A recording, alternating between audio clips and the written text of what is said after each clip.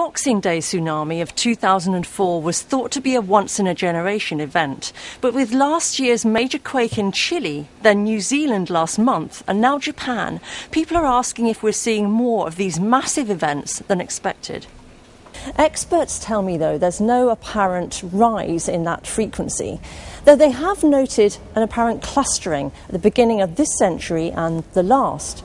Though in geological terms, that's really too short a space of time to say a real pattern is emerging. This evening, the Japanese authorities were talking about having to release radioactive vapour from the nuclear power plant north of Tokyo as they struggled to bring down rising temperatures after its cooling system lost power. This could become a major problem if not brought under control. If you weren't able to get water to it for a period of 24 hours or longer, and we're not talking about anything very sophisticated, we're just talking about flooding the core with water, in principle the fuel could begin to melt. And indeed at the 3 Mile Island accident 32 years ago, they did reach that stage where about a third of the fuel had melted. Even in those extreme circumstances, there was hardly any release of radioactivity. The release that there was did not breach the weekly limit for the plant in normal operation.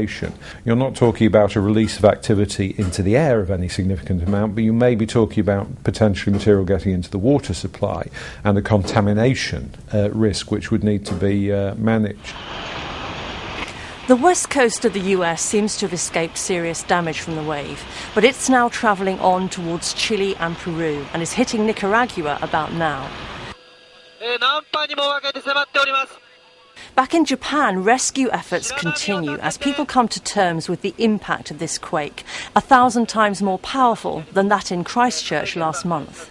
And all eyes are still on the nuclear power plant north of Tokyo, where thousands of nearby residents have been ordered to clear a region in a 2-mile radius around the plant. Susan Watts, who's here with me now with the latest on the nuclear reactor. How serious does